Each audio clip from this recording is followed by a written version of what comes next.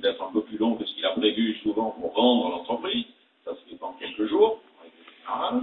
Et d'autre part, il prévoit, lorsqu'il aura trouvé un accord avec un repreneur et que toute l'opération sera aboutie à ce niveau-là, il faut qu'il prévoie de toute manière d'accompagner pendant un certain temps. Et aussi, il y a des cas très différents, mais en général, ça c'est très bien admis. Donc, après la durée d'accompagnement, on peut varier de 3 mois, 6 mois, 1 an. Voilà, en gros, on va dire c'est autour de 6 mois. Entre 3 mois et 1 an, ce sont des délais relativement classiques. On reviendra sur tous ces points avant de passer la parole aux deux autres intervenants. Sur tout ce qui vient de se dire, donc, M. Robin, vous, comment s'est passée la relation avec le vendeur dans les deux cas? Donc, dans le premier cas, le vendeur avait la volonté de changer d'orientation professionnelle. Donc, je dirais qu'il avait déjà un peu tourné la page quand on a repris l'entreprise et on n'a pas bénéficié de son accompagnement direct, très peu. Par contre, on en parlera certainement un peu plus tard, on a eu d'autres accompagnateurs qui étaient notamment des chefs d'entreprise d'un réseau à contretemps, pour pas le limiter. Donc, il y a de toute façon intérêt, et je dirais presque une obligation, à être accompagné et entouré au moment de la reprise. Dans le second cas, pour Delcarnet Training, la situation est beaucoup plus idéale, puisque non seulement les anciens gérants et aujourd'hui salariés de l'entreprise, mais l'autre gérant intervient encore dans l'entreprise comme coach, comme formateur. Donc, je bénéficie à temps plein de leur propre coaching, de leur propre conseil.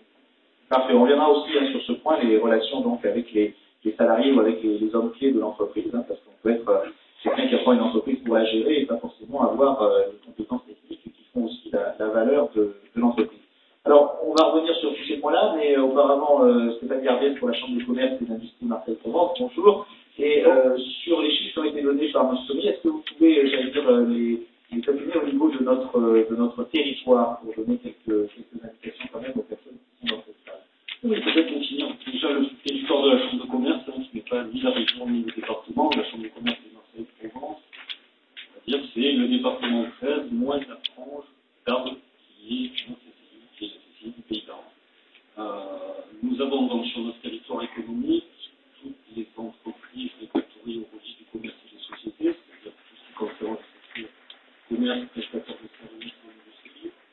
Nous avons au total toute activité et toute taille d'entreprise, on a 79 900 entreprises répertoriées. Bien évidemment, on a fait des extractions de notre fichier pour pouvoir connaître le potentiel de cession sur les 10 années à venir. Donc, on a extrait tous les chefs d'entreprise de ces entreprises ayant plus de 50 ans. C'est un critère par rapport à l'âge du capital, mais effectivement, à peu près 70% des raisons de transmission étant liées à l'âge de la retraite. On a pris ce critère et nous tombons sur un potentiel de 28 800 entreprises, qui correspond à 36%. C'est important de le savoir, c'est un tiers des entreprises qui vont devoir changer de nom, malheureusement disparaître dans les 20 à venir.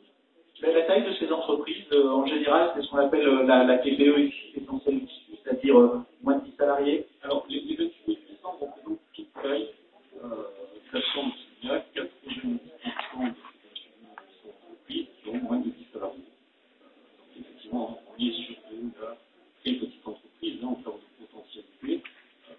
Par déduction, si vous fait le calcul, il n'y a que 2800 entreprises dont le chef d'entreprise a plus de 50 ans et qui ont plus de 10 salariés sur notre territoire. Donc, je rejoins ce que dit M. Derrière les annonces qu'il peut y avoir, il faut bien être conscient que le potentiel réel d'entreprise à reprendre n'est pas si important que ça.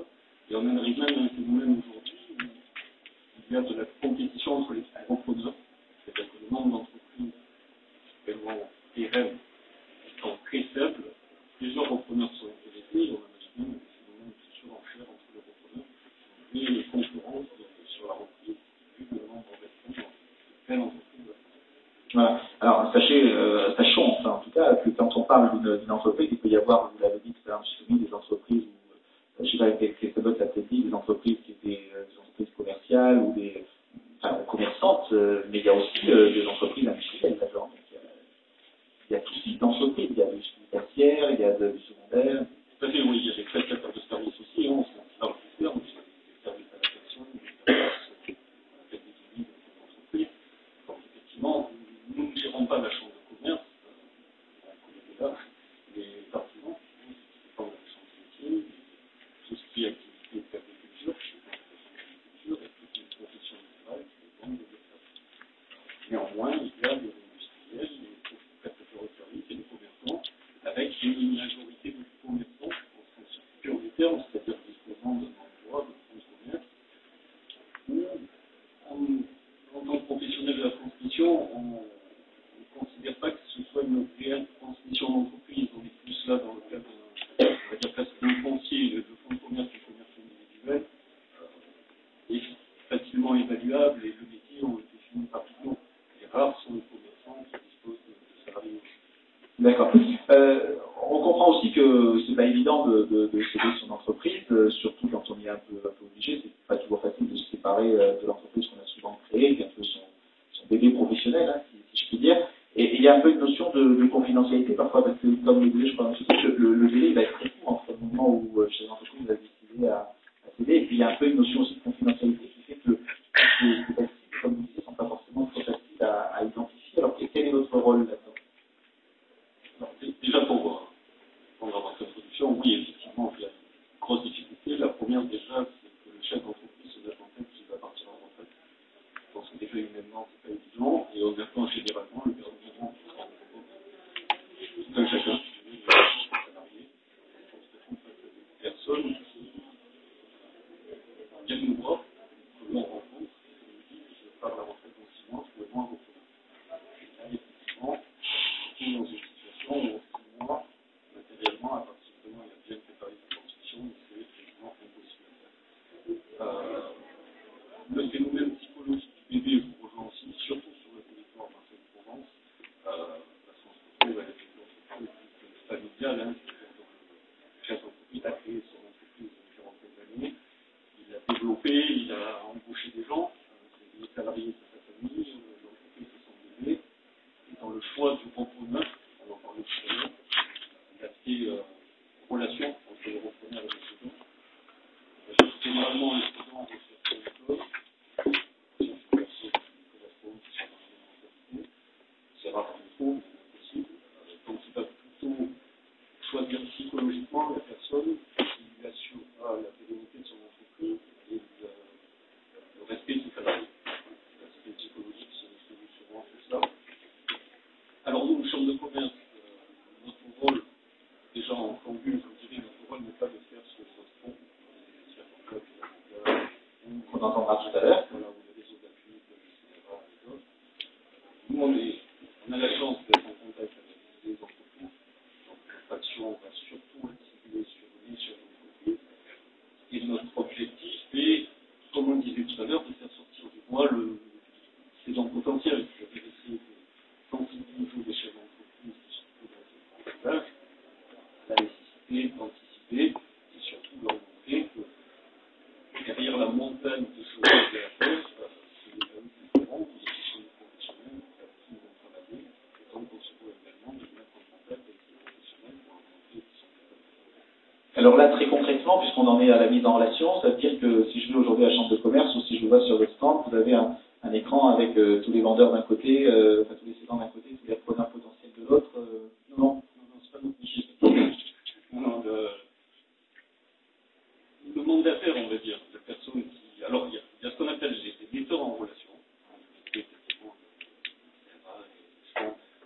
où on est là pour donner de l'info à l'un ou à l'autre. Et ensuite, il y a les mandataires qui participent à la négociation. Là, ce sont des professionnels qui se font rémunérer pour cette négociation. Nous, on se situe à la chambre de commerce dans le métier de metteur en relation. C'est-à-dire qu'effectivement, on a une base d'annonce Internet qui s'appelle Cécile, sur laquelle on répertorie les offres de session.